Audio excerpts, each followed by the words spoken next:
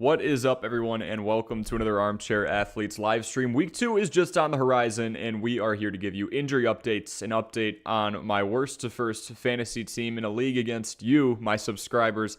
Spoiler alert, that's the team you're looking at now. We've come a long way. I'm going to go through the whole journey that has been going on since day one of the draft a couple of weeks ago to today. It has been a wild ride, and I've got an exciting update for you. Definitely some unexpected results. My goal was to lose by less than 40. We will see if I accomplish that. I'll reveal that in just a moment. And of course, any last-second questions that you have related to fantasy football, we are here to answer those as well. Pay attention to the ticker on the bottom. It'll be going the entire stream. Those are the most significant losses. Obviously, plenty more injuries going on throughout the NFL as we head into Week 2 past the Vikings and Eagles matchup. A nail-biter for sure. The Eagles, in my opinion, did not look too good. But the Vikings, some self-inflicted mistakes, and that's how that one ended. Austin Ekeler is out. This obviously helps Joshua Kelly's usage. He looked phenomenal. For a team that ran the ball around 40 times in Week 1 in the Los Angeles Chargers against Miami's secondary that stood up more time, or better, I would say, than they have in the past. But Joshua Kelly looked super efficient, not involved in all as a pass catcher. So Joshua Kelly, I'm more of a fan of him in half-point and standard leagues. PPR, not so much. Puka Nacua, one of the biggest headlines across fantasy football, making his debut, having top 3 in targets and receptions in the entire league. He is out against San Francisco. This helps Tutu Atwell, Tyler Higbee. Tyler Higbee, in my opinion, is already a top 10 tight end, but when you take Cooper Kupp and now Puka Nacua out of the equation, that's, not the best news in the world. Or, excuse me, Puka Nacua is questionable right now, but it looks like we're leaning towards out because he has been limited in practices as of late. Yeah, absolutely not the most ideal thing, as I see Tino is going, why can't we have nice things? Ekeler's out. What do I do? Worst to first, that's what I was trying to figure out. Helps no one. Yeah, Tino, we will sort through all of your questions in terms of the Austin Ekeler replacement plan. That is for sure. But Puka Nacua is questionable. My mistake, folks. Amari Cooper also questionable. Elijah Moore tied Amari Cooper in targets in Week 1. So if Cooper is on a snap limit, please keep an eye out. Yes, thank you for the correction, Tino. And now our worst to first fantasy team update. And of course, folks, if you have any questions related to fantasy football heading into Week 2, we are helping you cram that research. But first, I just want to show off this team. This team has come a long way. Holy cow. So folks, if it is your first time here, if you're not familiar with the concept I am covering, we've got an interesting situation on our hands here. I basically drafted the worst possible team. A couple of weeks ago, I took all backups in the draft. It was my goal to show all of you that if you have a poor draft, it's not the end of the road. You can go out there and win some games. It's my goal in a 12-team standard PPR league to make it into the playoffs just off waivers in the trade market. And basically just paying attention. I have definitely capitalized on the Cooper Kupp and Jonathan Taylor situations. We'll go over that in just a second. But obviously, all of these are waiver acquisitions here. Except for James Cook. I did pick James Cook in the 4th round. I gave myself one freebie for possible trade leverage. Have not been able to trade him quite yet. I've actually wanted to hold on to him, to be honest, because of the production we saw and just overall usage in the first week. Production wasn't exactly there, but we know the efficiency we saw last year from James Cook. Pass catching upside. Lots of pressure on Josh Allen. But what I want to do is just kind of take you all through the journey. And then I will tell you how we did in Week 1. So, oh my, what a journey it has been. Lots of waiver wire ads. Of course, we'll start after the draft. I went out and added... Oh, excuse me. Let me just filter this to my team. Yeah, folks, ask any fantasy football related questions you have at all in the comment section below. And I will get to those questions in just a moment. Just going over how on earth I have been able to handle a team that, well, I drafted a bunch of backups. How have I been able to build up a somewhat comparable team and how to do in Week 1? And then, Tino, I'll answer your questions about Austin Ekeler. Alex P., I will answer your questions in a moment. And Super CNB, good to see you all back in here. Once again, I will answer your questions as well. Jadis, good to see you. But yeah, here's the journey, okay? Lots, and I do mean lots, of additions. This doesn't cover nearly everything. But We did make a trade following our draft. Obviously, Cooper Kupp goes down on the IR. As soon as that news broke loose, I went after and got Van Jefferson, and then Zach Moss being the first option behind Jonathan Taylor, who is on the PUP list and, of course, will not be playing for the next couple of weeks, at least until week 5. That's the waiting game that we have to play with him. So I took those situations, right? And I pitched them to Wes, who is in this league and possibly watching right now. I said, look, Wes, I mean, Zach Moss, if healthy, which he wasn't in the first week, but looks like he should be good to go this week, whether or not Deion Jackson is in. But we took Zach Moss and pitched the fact that he could be an RB1 for at least 3 weeks. Van Jefferson, at least on the depth chart, could be the wide receiver 1 for at least the next couple of weeks. So we went there as well. And we went out and got Raheem Mostert, somebody who I'm actually a big seller on. He's a 31-year-old running back with a huge injury history. He's only played in 2 full seasons out of 8. Went out and got him. Went out and got Jayden Reed once we saw that Christian Watson was down. He got some decent usage. Used him in a trade that we'll go over in a second. Got Puka Nacua, Evan Hull. So really dove into that Colts depth chart. Swapped my defenses. Jacksonville did their job. Went out and got the Giants, who have an optimal matchup this week. We'll go over that in a moment. And then we made a trade here. We got our comparable wide receiver. Again, our stakeholder, our cornerstone is James Cook. We went out and got Christian Kirk and traded Kieran Williams and Jayden Reed. Jayden Reed had a decent week. Looks like Christian Watson will be out once again in week 2. And Kieran Williams just looked way more efficient than Cam Akers. 22 rushes for 29 yards is not the best, folks. So we took advantage of that. Trade was accepted, so I get the wide receiver 2 in a high-flying offense against the Chiefs this week. Bought low. Christian Kirk only had 1.9 points last week. Then I went out and got Luke Musgrave as well because I didn't like my tight end situation. Now, folks, my goal with this worst to first team was to lose by less than 40 in week 1. Let's see how I did. Oh, we've got to wait for an ad. Wonderful. Wonderful. Wonderful. Wonderful. Wonderful. Wonderful, wonderful, wonderful. We got Jeff in here. We've got George in here. We'll be answering your questions in just a moment. Goodness. Goodness, goodness, goodness. All right, can we leave now? Can we leave? All right, perfect. How did we do? You see it already. Week 1. Folks, we won. We are 1-0. I didn't think it was possible. Really did not think it was possible at all. We were the 9th highest scoring team. We beat out Wes here. We beat out Jacob. So 10th, and then we beat out Trevor as well. 9th highest scoring team out of 12 with a ragtag group of individuals. I think if I try this 99 other times, it won't happen. I mean, to be 1-0 with this team, I obviously had to overcome a lot of adversity. This team was projected to lose by about 30.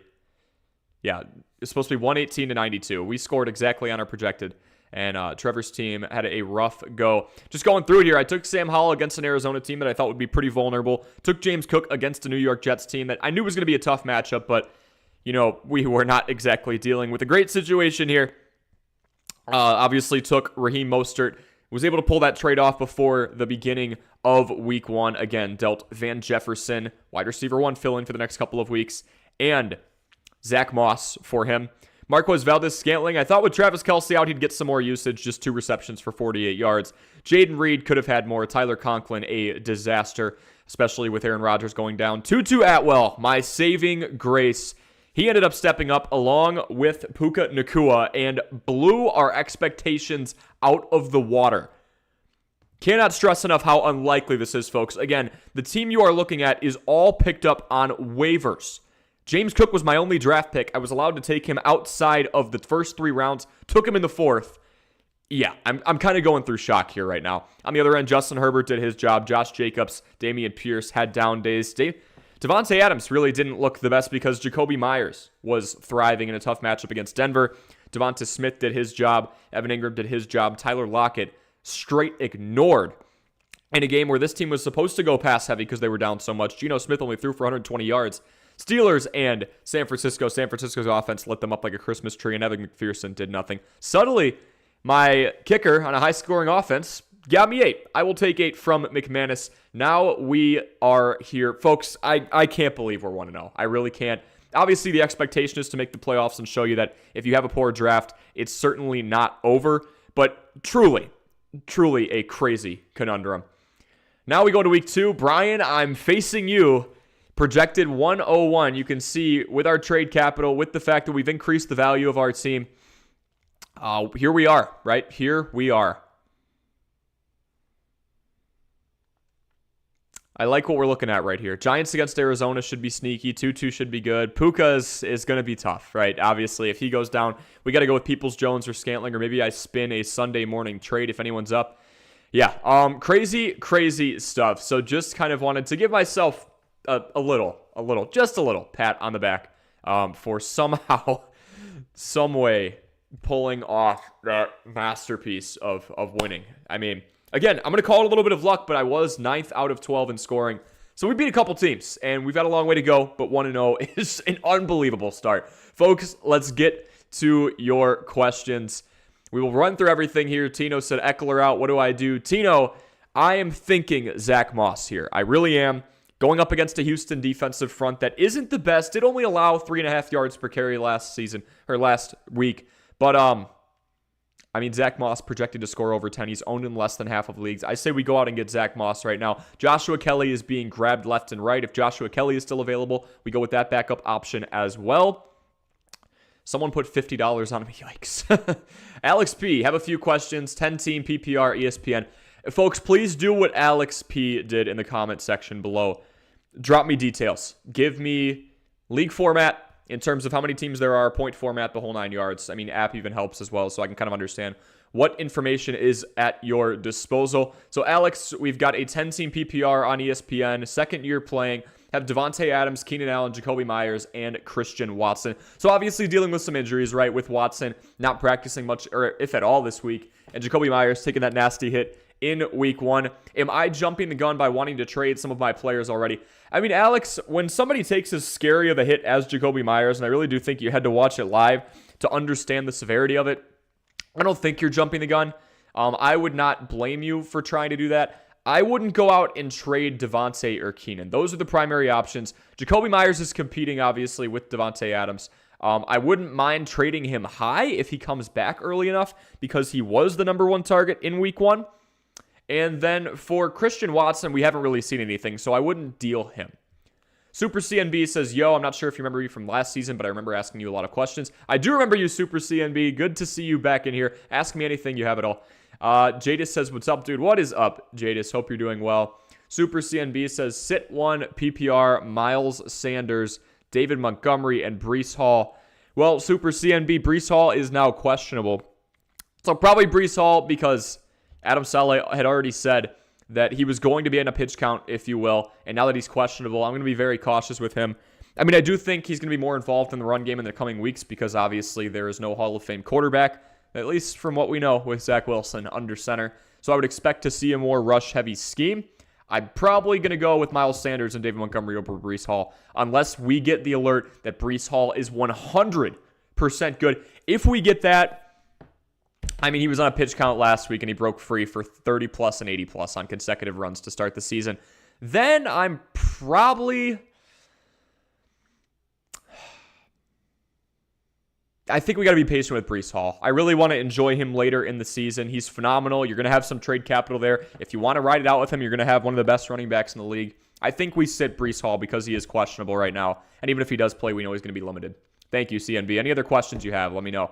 Alex P. says, I don't know if it's worth stacking Myers and Adams if the opportunity presents itself, but when I ask around other people, I talk to say they want to fade Adams and trade for a different player. People are just concerned because Jacoby Myers and Jimmy Garoppolo were in that same system in New England, and of course, Jacoby Myers was the most targeted receiver in Las Vegas from week 1. So that's kind of the situation we are dealing with there. I wouldn't be extremely concerned about the fact that you're going to be able to get rid of Devontae Adams. I think you'll be just fine with that. There's a lot of value there if you want to do that. If anything, you'd be selling him a little bit low right now, though, so I'm not sure that I would sell him after just 1 week. Wait until he pops off. still have one of the best target shares in the league because it was him and Jakobi Meyers hogging everything. So that's what we're going to roll with there. Folks, again, I'm just going to keep my lineup up here. The fact that this team somehow went 1-0 in week 1. Again, I drafted none of these people. So the fact that I picked up most of them on waivers kind of excites me. I'm going to show it off a little bit, but I'll keep answering your questions. Yeah, stacking Myers and Adams, wouldn't recommend it, to be honest with you. I think I want to figure out a little bit more about this Las Vegas team. If you want to trade Adams, Alex, wait for a better week. 12 points is by no means the expectation. Wait until he goes off for 20-plus points. And if he doesn't and you still want to trade him, package him with somebody else and go and get your elite wide receiver. Super CNB, also Broncos, Browns, Giants, or Bucks defense this week. Appreciate it. No problem at all. I'm thinking Giants against Joshua Dobbs and that Arizona Cardinals offense. Otherwise, you can't really go wrong with the Bucks because Justin Fields was struggling mightily against that Packers defense. But I would say that the Packers defense also just deserves a lot of credit. The secondary was Jair Alexander, Eric Stokes, the whole 9 yards. I'm going to go Giants defense against the Cardinals. They were actually who I picked up in this team right here. Sorry, my orientation's backwards. So that's what we're going to do. Tino, Tutu or Mostert in the flex? We're probably going to go with Raheem Mostert. Typically in flex situations, Tino, I am going with a pass catcher. And Mostert occasionally is a pass catcher, right? But this team just airs out the ball in Miami. And Tutu Atwell has quite possibly the worst matchup in the entire league in the fact that he's going up against San Francisco. So not the biggest fan of the situation there. I think I'm going Raheem Mostert as long as he is 100% healthy. And please, Tino, check on that. He is 31 years old. Jadis, was it Christian Kirk you traded for? Yes, I traded for Christian Kirk and gave up Kieran Williams, who I had for all of like 12 hours after his performance, where Cam Akers just straight up lost himself the job, I think, for a little bit. 22 for 29 by no means is impressive. And I gave up, I just kind of took advantage of what I had in front of me there. Here, I can go back here for you, Jadis.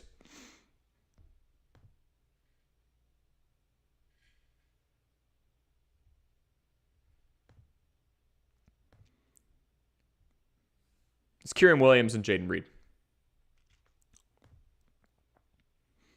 So that's what we're cooking with there. That is what we are cooking with there.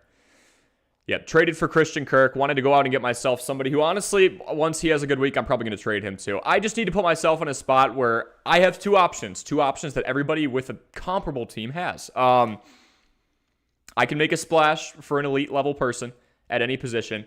I think I have a shot with that if James Cook pops off, and then I can bind him up with Christian Kirk if he has a good week. I think I can go out and get a top 10 somewhere. But I also want to be able to spread back down. So I want to be able to go and get a juggernaut and then say, hey, I'm kind of lacking depth. I'm going to deal him for a couple players. That's kind of my thought process there. But yes, Jadis, I did trade for Christian Kirk. Tino. Sorry, folks. Catching up with all of you. Great to see all of you in here, by the way. Thank you so much for joining the stream. Please leave a like if you are a fan of this channel, if any of the information I give you today helps, and if you're just feeling nice ahead of week 2. Would greatly appreciate it. Going to try and get to 10 likes tonight. Or Williams from New Orleans. Yeah, versus Carolina. I think I'm going to go Raheem Mostert as long as he's healthy, Tino. I really do. Williams was not looking the most efficient. I do think that New Orleans should defeat Carolina. On second thought, Jamal Williams against Carolina or Raheem Mostert, those are two good options because I do think that New Orleans, obviously, the favorite in the NFC South, that isn't saying much, whereas Bryce Young playing in his second career game. I think game script-wise, Jamal Williams could get a lot of volume down the stretch. So we're probably going to go with Jamal Williams there. If you want to go with Raheem Mostert, that's fine too, but I am avoiding Tutu Atwell. Obviously, I have Tutu Atwell in my lineup because I didn't draft a team and grab people off waivers, so we are going to hope. But yeah, with those options, I'm probably going Williams or Mostert, Tino. My name is Jeff, says Sam Laporta or Pat Freiermuth. Sam Laporta or Pat Freiermuth. I like Freiermuth more because of the volume situation. Obviously, Laporta is in his second game in the NFL, so it's kind of tough to judge the whole situation. And the Seahawks defense looked anything but great against the Rams. Freiermuth, 6.5 targets per game last season. Does have a tough matchup against the Browns. I think Freiermuth, we just have a greater sample size to go off of. We know he's a pivotal part of this offense. And Deontay Johnson is doubtful, Jeff. So with Deontay Johnson down, it's really going to be down to George Pickens and Pat Freiermuth. And even if Cleveland's defense plays phenomenal and gets out ahead, then it's going to be a pass-heavy attack for Kenny Pickett. I'm going to go with Freiermuth. I trust him a little bit more.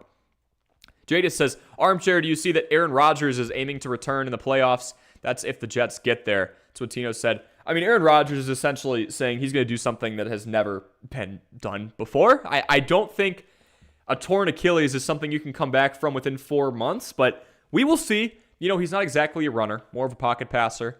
I wouldn't doubt it. I'm a Bears fan, folks. I have seen Aaron Rodgers go down with a knee injury. This is 2018 going into 2019. Went down with a knee injury in the Bears' first game with Khalil Mack. Brett Hundley came in, picked him off. Mack took it to the house. Bears are at multiple possessions. Rodgers resurrects, comes in the second half, and obliterates them. Would not doubt it at all, Jadis. Thank you for the comment. George, Elijah Moore or Jerry Jeudy? Amari Cooper may be out.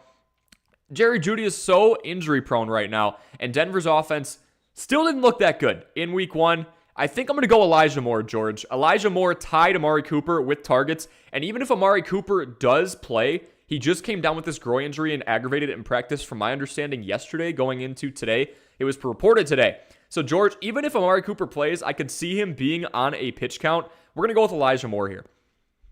Jadis, how long for Cooper Kupp? 4 weeks? They don't know. We just know he's on IR. From my understanding, Cooper Kupp out for at least a month, but we're looking at least 4 weeks for sure. You scored more points than Tino in fantasy. That is cold, Jadis. My goodness. Yeah, I mean, I had some things go my way. 2-2 was clutch for sure. Buccaneers or Bears tomorrow? Oh, boy. Yeah, I'm thinking Buccaneers. I do really think that Chris Godwin and Mike Evans tear up this Bears secondary. One of the worst secondaries in the entire league. And now they've lost Kyler Gordon. I don't know why my light just did that. I look extremely overexposed. It just fixed itself. Yeah, I'm riding with the Bucs. High-flying offense. Baker Mayfield, a more experienced quarterback. Not calling him great by any means. I think Rachaad White has a good day. Pass catching as well, similar to what we saw from Aaron Jones in week 1. I'm all over the Bucs. Money line, at least. Riley VIP 18, good to see you in here. Would you trade Keenan Allen for Garrett Wilson? You know, I'm on the train that Keenan Allen is older, around 31 years of age. I believe he turns 31 in January. You could check that. Garrett Wilson, I feel like unless the Jets go out and get a quarterback, is not going to be great. 5 receptions out of 5 targets for a touchdown. I believe it was around the ballpark of 50 yards. That is the ceiling for Garrett Wilson with Zach Wilson, unless we see some significant growth. I am somebody who's going to go off of what he's seen. Zach Wilson was the primary quarterback last year. Garrett Wilson was an 1,100-yard wide receiver. Keenan Allen may have been hurt, Riley, but if he played a full season, he was well on his way to 1,300 to 1,400 yards. I mean, he was pacing extremely well. Keenan Allen is taking care of his body for the most part. Before last year, he was not very injury-prone. I would not trade for Garrett Wilson right now. I understand we're buying low, but I do think that Keenan Allen's pretty trustworthy in that Kellen Moore offense. And all things considered, I mean, we talk about Miami's secondary and their defense not being great. They did have Jalen Ramsey. I think that's a main reason that we did not see Justin Herbert throw for 300 plus. I could see him in the 5,000-yard range this season with Kellen Moore. So, Riley, I'm not going to pull the trigger on that trade, at least right now. Brian, can't believe Swift had a game. Of course, I had him on my bench. Me too, buddy. I don't know what to tell you. Kenneth Gainwell led the way in touches. DeAndre Swift had 1 rush in week 1. Kenneth Gainwell goes down, of course, right after I post the running back rankings video, so I look like an idiot. But I was hoping you guys would be checking on that. I did update that in the comment section below before the game. I said, hey, everyone, Kenneth Gainwell's out. Even so, Boston Scott was getting the same usage in terms of snaps and touches. He was in the same ballpark as DeAndre Swift. And yeah, Brian, they just shovel the ball to DeAndre Swift. Folks, I'm a firm believer that the Eagles' backfield is going to be one of the most confusing phenomenons that we see throughout the entire 2023 season. I'm a firm believer of that because you have Jalen Hurts who can tuck it and run, and then you have the 3-headed backfield and a dangerous one in DeAndre Swift, Rashad Penny, and Kenneth Gainwell. And I think that order could evolve. I mean, throughout the entire year, it really could, depending on injuries, depending on productivity. And Jalen Hurts runs it too. Yeah, that's going to be something. It's going to be a headache. Blurpy, good to see you in here. Start 4 from these players, full PPR. Garrett Wilson, Deebo Samuel, A.J. Dillon, James Conner, Joshua Kelly, and Rachaad White. I'm leaning going Wilson, Deebo, and Dillon. Would just need to pick one between the other 3. Okay, so we are picking between James Conner, Joshua Kelly, and Rachaad White. Honestly, I mean, James Conner's a good volume back. I just don't think he's in a great situation because, I mean, this team went 4-13 last year, Blurpy. And game script wise, if you're a losing football team, especially without your franchise quarterback in Kyler Murray, Joshua Dobbs in there, you're not going to be running the ball a whole lot down the stretch. So when the game speeds up and more plays do get run in the second half, I don't see James Conner, unless he gets more involved as a pass catcher, being very involved in this offense. Joshua Kelly, on the other hand, in a high-flying offense, but he had 0 receptions when he filled in for Eckler. It wasn't the full game, and he was still getting usage before that. Rachaad White, Blurpy, pass catching upside, maybe not the most efficient back. This team was running the ball a little bit more than we saw them do last year. Last year they abandoned the run. No competition with Leonard Fournette, and the Bears defense has looked pretty sorry. Plus, I believe the Bucs are favored. I'm going to go Rachaad White. Bucs are favored. Game script favors some running in the second half, and also he's got the pass catching upside against the defense that is now missing Kyler Gordon and a team that's just looking all types of confused. I think I'm pushing Rachaad White there. I agree with Wilson, Debo, and Dillon. Otherwise, I think that'll be fine, especially with Aaron Jones pulling that hammy. Yeah, I'm going to lean Rachaad White there. Pass catching upside and optimal game script. Carlin Kramer, good to see you in here. A.J. Dillon or Mike Williams at the flex. That is a good one. I mean, A.J. Dillon against the Falcons, obviously, with Aaron Jones down. A.J. Dillon does have some pass-catching upside as well. Mike Williams, the down-the-field receiver, he led the team in yards per reception last season. Was behind Joshua Palmer and Keenan Allen in terms of targets per game. That is a tough one. Titans defense is pretty locked down, too. More times than not, I go with a wide receiver at the flex. It's kind of a toss-up for me. Folks, if you've got any suggestions, Dillon or Williams, I'm still leaning Williams. I'm a pass-catching freak when it comes to the flex, specifically in PPR. I'm thinking Williams, even with the tough matchup.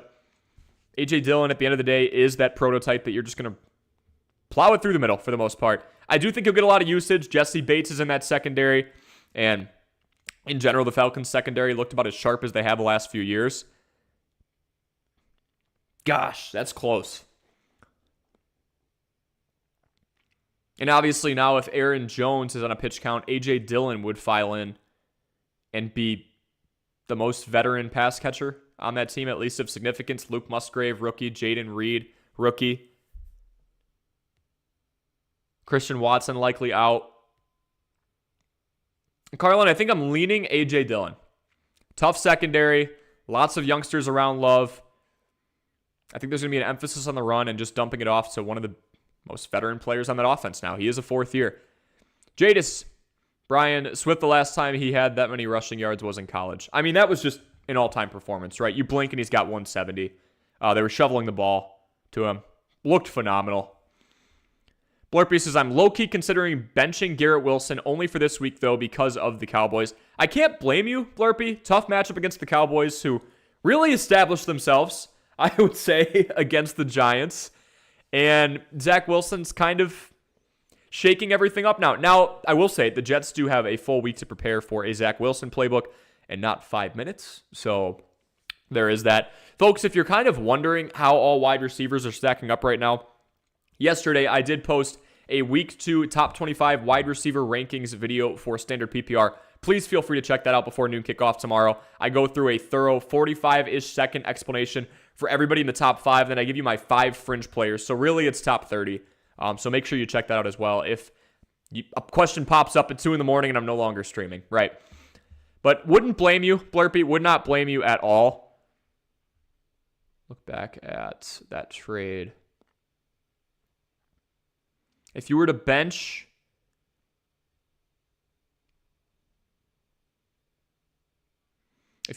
Garrett Wilson, then we'd be choosing between Joshua Kelly and Rachaad White. I mean, game script-wise, they're probably going to go pass heavy in the second half. I think maybe he'll get a garbage reception or 2. I think with who you have, between Joshua Kelly and James Conner, if you were to bench one for the other, I would probably go Joshua Kelly, just because that team's got a better chance of being in the game. Hope that helps.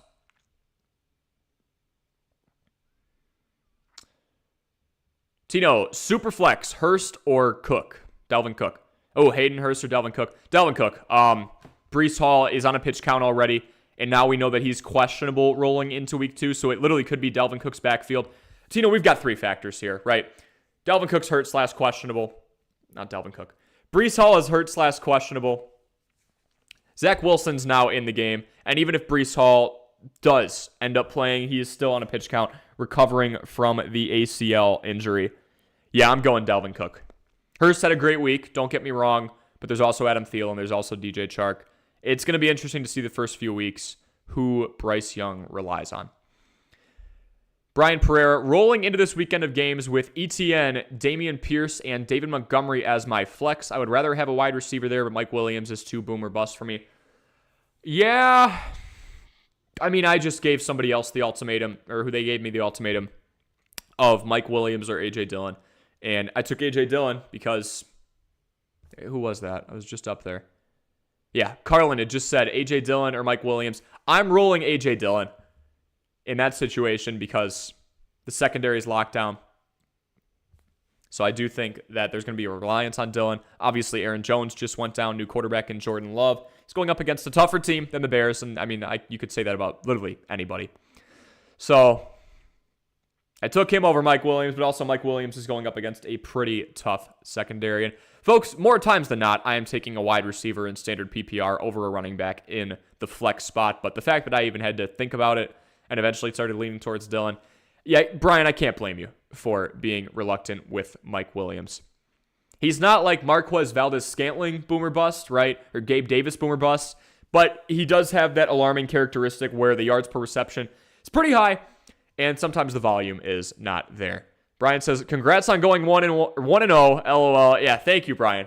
Who would have thought? I was setting a goal for myself to get a win in September, and I got a win in the first week. So we are already ahead of the pack. Jadis, Kareem Hunt, where do you think he lands, or do you think he re-signs with the Browns because Josh Jacobs for the Raiders re-sign? We're waiting a little bit, right? It's not like Josh Jacobs where he decided, I'm good, I'm going to get set to go before the season. I think the fact that Kareem Hunt waited until after the season started really speaks to his priorities and the fact that he wants to go somewhere else. Where does he go? Call me crazy, but with what I've seen from Alexander Mattison the first couple of weeks, I wouldn't doubt it if the Vikings go after him. He's obviously cheap, probably looking for a 1 or 2 year deal. A few years into his career, starting to enter, if not already in the second half of his career because the shelf life on running backs is so short. Jadis, I think Kareem Hunt could go to the Vikings from what we've seen from Madison so far. Saying you have a better team than Tino, I don't know about that. And they graded your team an F. Yeah, they definitely graded my team an F. Jadis saying, I'm calling it. You get 1,000 subscribers by the end of the year. Folks, I'm trying to figure out how to put comments on the screen. I wish I could put that one up because that one makes me happy. I really hope so. Been working really hard, putting out a few videos a week, trying to go live pretty often. I know it's been 6 days since I've been live. I did just move apartments, got a completely new job. I can kind of announce it now. I am an on-air host for ESPN Beaver Dam, so I'm in Beaver Dam, Wisconsin. So super happy for that. I do have a broadcast background. Get to help out a radio station with a lot of different aspects in that process of moving all my stuff from point A to point B and starting a full-time job. I was cranking out videos and just did not have the time to go live the last couple of days, but I will make a routine of it going forward. Don't you worry. I'm already here answering your questions, and it is awesome to see so many of you in here after I went quiet, radio silent for a few days. Miles Sanders had 18 receptions, 72 yards, decent or average. Oh, I think you mean rushes. 72 yards, decent or average debut start. Jadis, I'm a big fan of Miles Sanders. One, because he was a consistent presence in the Philadelphia Eagles backfield, and I really do think he had his best season yet last year. Also, the team just did so well. They were winning so many games. He got a lot of rushes. Interesting situation with Carolina, right? Jadis, I don't think by any stretch of the imagination that Carolina ends up having a winning record. Maybe they're in a weak division, so maybe they can steal some. But I think Miles Sanders gets a lot of touches because not only can he be a pass-catching back, but because there's a rookie quarterback there. Yes, Bryce Young is number 1 overall, but historically, teams are running the ball more in the first few games when there is a rookie quarterback under center. It just helps them gain confidence. It grounds them. Lets them get some live looks at a defense without having to do too much else, just handing the ball off. So yeah, establishing the run in general always helps, but I think Miles Sanders is in a pretty good spot. Good debut start. I like the usage for sure. Cade Pettinger, good to see you here. Pittenger, sorry about that. Who do I put in at flex? We're looking at Joshua Kelly, Zay Jones, Cam Akers, Raheem Mostert, PPR. Typically, I am going a wide receiver, and I think I'm going to roll with one here. Cade, Cam Akers might have to get off your team. I mean, we're going to give it another week or two, but 22 rushes for 29 yards, I don't care who you're facing, is pretty god-awful. Joshua Kelly sliding in for Austin Ekeler. Cade, if it wasn't PPR, I'd be a bit more of a fan of Joshua Kelly, but he really hasn't been too involved in the pass-catching aspect of things. Just look at week 1. We're kind of going off that. So then we have Raheem Mostert and Zay Jones. Raheem Mostert, I just released a YouTube short on it about an hour ago. Feel free to check that out. Big seller on Raheem Mostert. 31-year-old running back who out of 8 years has only played 2 years in their entirety. Obviously going to have some more competition pretty soon with Jeff Wilson Jr. coming back. Salvon Ahmed, and then Devon Achane is also back there. I'm going to go with Zay Jones. Had a decent week 1, and I believe Underdog has him projected to have more receiving yards, and those betting experts, they know a thing or two. So I'm going to go Zay Jones in a high-flying offense against that Chiefs secondary over the 3 running backs. Second choice would probably be Raheem Mostert, maybe Joshua Kelly. Don't even touch Cam Akers. Jadis says, is Darnell Mooney questionable? I didn't see anything. Can check Sleeper again real quick. Been pretty good at checking injuries. I do have a few on the ticker down there, so feel free to take a look for those updates. Yeah, I've got healthy. I don't see anything other than healthy. And Mooney looked pretty good against the Packers. Obviously, the only passing touchdown other day went to Darnell Mooney. The big thing is just throwing it down the field, and DJ Moore was flat out ignored. I don't even know what Chase Claypool's role in that offense is anymore. He blew 2 blocks, dropped a couple passes, got penalized, and didn't catch the ball once. So I think Mooney is a decent play against that Tampa Bay secondary. Should be a pretty high-scoring game overall. But, yeah, I don't see Mooney with any injury here. Bears got to beat the Buccaneers. Eagles have them next week. Big Eagles fan, huh, Jadis? Yeah. Any Ramsey news? He recovering well? It looks like it. I mean, I think he's still going to be bruised up for a bit after that. But who knows what Chase Young is doing? Haven't heard about him in a while. Is he currently playing? Chase Young, it's tough, right? I mean, when you get this infatuated with fantasy football, this sounds horrible, but I don't pay a ton of attention to defensive injuries. Like, sometimes a game will start and I'll just realize, oh, somebody's out. Chase Young. Yeah, wait a minute.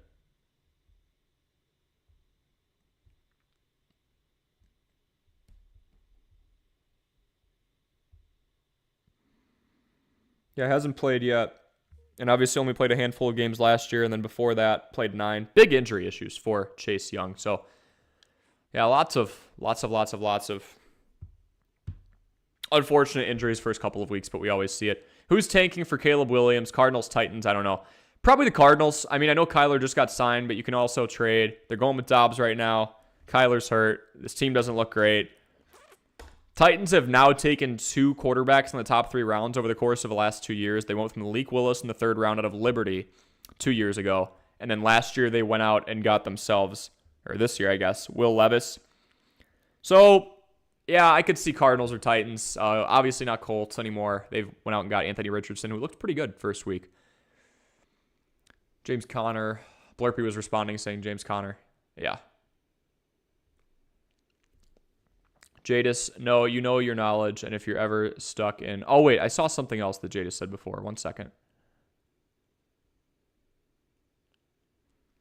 He said, Armchair gives you the meat and potatoes of his knowledge. Knowledge is insane. I appreciate you, man. Thank you so much, Jadis.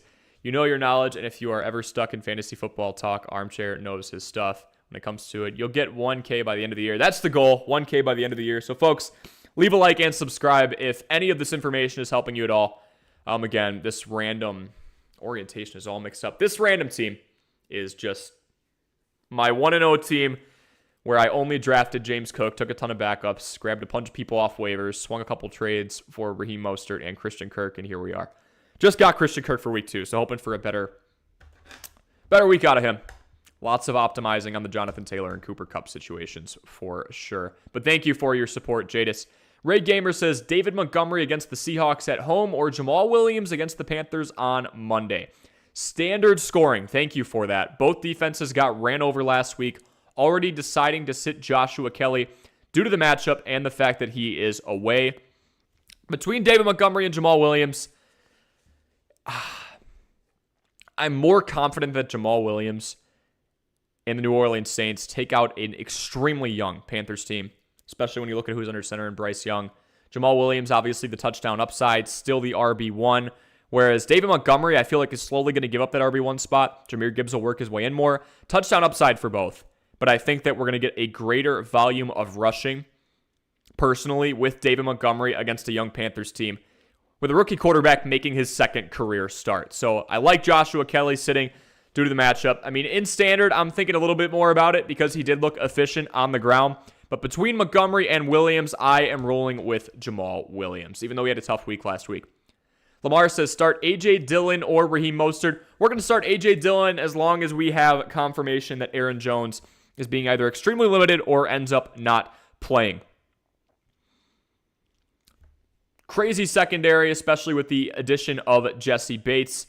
Pass game was very limited on the defensive end by the Falcons in their 24-10 victory last week. And again, on Green Bay's offense, I've said this time and time again with the Jordan Love situation. I essentially consider Jordan Love as a rookie. Look at the people around him. Luke Musgrave, rookie. Jaden Reed, rookie. Christian Watson, who's probably going to be out, second year. Romeo Doubs, second year. Who are the vets in this offense? And who got used a lot more than expected last year with Aaron Rodgers under center? The running backs. Green Bay ran the ball at a higher rate last year than we've seen in the last few years. Now they have a new quarterback under center, and all the pass catchers are extremely young. I love A.J. Dillon situationally, Lamar, and I love the fact that he's probably going to get more usage with the Aaron Jones injury, and they're facing a tough secondary. I see a run-heavy game on both sides. Good old-fashioned gridiron football, Lamar. It's going to be Bijan Robinson, Tyler Algier, A.J. Dillon, and then, of course, we got to wait on an official ruling with the Aaron Jones situation. Brian Pereira just picked up Zay Jones for my free agency pool. Worth it over David Montgomery. Just wondering if Gibbs will get more touches after game one. I'm kind of projecting this off of Breece Hall from last year, and Breece Hall exploded in week 3, going into week 4. Interested to see how involved Jahmyr Gibbs is. I mean, he barely got the ball, right? 9 touches, 60 yards, extremely efficient. Worth it over Montgomery. I mean, at the end of the day, David Montgomery has plenty of upside because he's still going to be in that touchdown role. Brian, I think I'm sticking with Montgomery. I do like Zay Jones, but at the end of the day, we have somebody in Zay Jones who is the wide receiver 3 option on a high-flying offense. I will tell you, Trevor Lawrence could be in 5,000-yard range this year. But David Montgomery, even when Jahmyr Gibbs takes over that RB1 role, will always have touchdown upside. Look at how the Lions used, the same coaching staff, by the way, look at how the Lions used Jamaal Williams and DeAndre Swift last year. Even when both were healthy, Jamaal Williams was getting the ball shoveled in his direction. And guess what? Guess what? David Montgomery is 24 pounds heavier than Jahmyr Gibbs. He is always going to have that touchdown upside. I am taking David Montgomery over Zay Jones at this point, Brian. Thanks for the question. Jada says, maybe the Falcons get Caleb Williams because you really think Desmond Ridder is going to get their hype of being good this season, or the Falcons give up on him. It's tough. I feel like Desmond Ridder really hasn't been giving the keys to this offense. He went 15 of 18. I don't know the last time. I don't know if we've seen him throw the ball over 25 times yet this year, or in his career. Obviously not this year. Run-heavy offense already. They ran the ball 57% of the time last year. Then they go out and get one of the best prospects we've ever seen in Bijan Robinson. Yeah, I think the mind is on the ground. And Desmond Ridder has rushing upside too. I don't think they go out and get Caleb Williams, though. I think we figure out what Ridder's role in this offense is. And Jadis, if you think about it, if they're so amazing at running it, what's the pressure? It's kind of a Brock Purdy situation. Does the quarterback have to do much, or do they just have to be a sufficient game manager? And I think that's the situation we're looking at here. Lamar says, appreciate it, bro. Anytime, man. Anytime. Thanks for stopping in. TS says, if Puka is out, do I roll with Kieran Williams or Raheem Mostert? I wish I went with Swift or Addison. It's tough, right? Addison going up against a pretty tough secondary, although a bruised one in the Eagles. And DeAndre Swift got no touches before. He actually got less touches than Boston Scott. So even with Kenneth Gainwell out, we really didn't know what we were going to get. Also with a rushing quarterback in Jalen Hurts. So kind of tough. Kieran Williams or Raheem Mostert. It's Mostert's backfield. I'm probably rolling with him, to be honest with you. Especially if this team can get out ahead of New England. I know it's a tough matchup, But if they can get out ahead and the offense looks better, game script-wise, Raheem Mostert should be fine on touches. Whereas Kareem Williams, it's not technically his backfield yet, although it definitely should be after what on earth we saw from Cam Akers. But yeah, hindsight's 2020 with Swift and Addison, right? Addison's a stud, though. Really excited to see him take over that wide receiver 2 spot. KJ Osborne still has a role as well, so not bad. We have Ray Gamer saying, Hawkinson, Hurts, and Eagles D got me up to 54.82 on a Thursday. If you can have over 50 points after Thursday and your whole team didn't play, you're in a good spot. Good stuff to hear, Ray. Off to a great start. I still have Nick Chubb, Saquon Barkley, Chris Olave, DK Metcalf, and Jake Moody as well. W's in the chat. I mean, can anybody in the chat right now spam W's? Ray is off to a phenomenal start. Christian Watson is unlikely to play now. Thank you for that. I'm putting a W in the chat for Ray. 54 points already, and we're not even at Sunday at noon. I like it. I love it. And Ray, thank you for the Christian Watson update. I've been scripting a lot going into the next videos that I'll be putting up, so yeah. I mean, in all honesty, I might have missed that one, so I appreciate the update. Just subbed. Thank you so much, man. Big Trev, would you start Joshua Kelly, or Rashad Penny full PPR? Yeah. Awesome, Lamar. Yes, W's in the chat for Ray. Awesome start. I mean, super excited with Chris Olave. I actually covered him in the top 25 wide receiver rankings video going into this week. I cannot wait until I sync this mouse. I'm using a trackpad right now, so every time I scroll, I apologize if this computer shakes. This will be fixing our issue soon. We just went out and bought it today. But yeah, Nick Chubb, I mean, anytime you have a running back that is averaging over 5 yards per carry in his career, you've got a spectacle. Enjoy that, my man. Saquon Barkley, phenomenal pass catcher and all-around back. Chris Olave, 8 of 10 targets caught, all 8 catchable targets racked in. I think he's gotten off to a phenomenal start with Derek Carr. He was another one, kind of like the Garrett Wilson situation, where didn't have the best quarterback room, but still had 1,100 yards. Now he has Derek Carr, definitely an upgrade over Jameis Winston and Andy Dalton. DK Metcalf, can't go wrong with him, especially considering that JSN is still kind of being worked into this offense, and Tyler Lockett is another year older. And Jake Moody on a great offense. So awesome. I cannot wait to hear how everything goes for you, Ray. Looks like you're off to a great start. And then, yeah, for Big Trev, between Joshua Kelly and Rachaad White, we're going to go with Rachaad White. For this reason only. Because it is full PPR, Joshua Kelly had no receptions in the limited time that we saw him take over for Austin Eckler last week. Meanwhile, Rachaad White, pass catching upside, and he faces a Bears defense that has been anything but great. Third factor, Chicago might just be the worst team in the NFL. I expect the Buccaneers to win. The odds bettors expect them to win. They're favored by a couple of points. So game script-wise, we do have Rachaad White with some upside in terms of his touches in the second half of the game. Let's roll with him. If it was standard, I'm probably going Joshua Kelly. Full disclosure. All right. Good stuff, everybody. Short stream. I'm going to try and hop on before kickoff tomorrow. We're thinking like 2-ish hours before kickoff. If you guys want to jump in and hang out and ask me any of your last-second questions. Thank you so much, as always, for joining. Like and subscribe if you got any value out of this at all. Pop any questions you have in the comment section below between now and noon. I will be around the clock checking my comments. If you've been subbed for a while, this is what I get for slamming the table. I'm shaking the computer now. We've got Evan in here and YouTube, great Fortnite Cookie. I will answer your questions and then we'll jump. All right, YouTube, great Fortnite Cookie. What a name. Do I get Jeudy over Mostert or do I keep Mostert? 2 QB format. Thank you for that context. Jerry Jeudy in a pretty poor offense, but Mostert with a tough matchup. I was taking Mostert in the other scenario, but more times than not, I am taking a pass catcher in a flex situation. So if this is PPR YouTube, we're going to go with Jerry Jeudy. Not the best 2 options, obviously, but we'll take him over Mostert. Evan says, if DeAndre Hopkins goes tomorrow, do you go DeAndre Hopkins or Joshua Kelly at the flex? Half-point PPR. If DeAndre Hopkins goes, considering the other options they have, yes, there's Treylon Burks, who is back. We're probably going to go Joshua Kelly with half-point PPR because he was pretty efficient. JSN is on your bench. Yeah, Ray, you've got a deep team, man. Good stuff. TS says Josh Kelly or Brian Robinson. Robinson on the Commanders. Against that Broncos front, I'm feeling a little bit better about Joshua Kelly. Plus, Brian Robinson still sharing the backfield with Antonio Gibson. Burrow in the rain or Deshaun Watson? Deshaun didn't look bad. He still doesn't look like himself.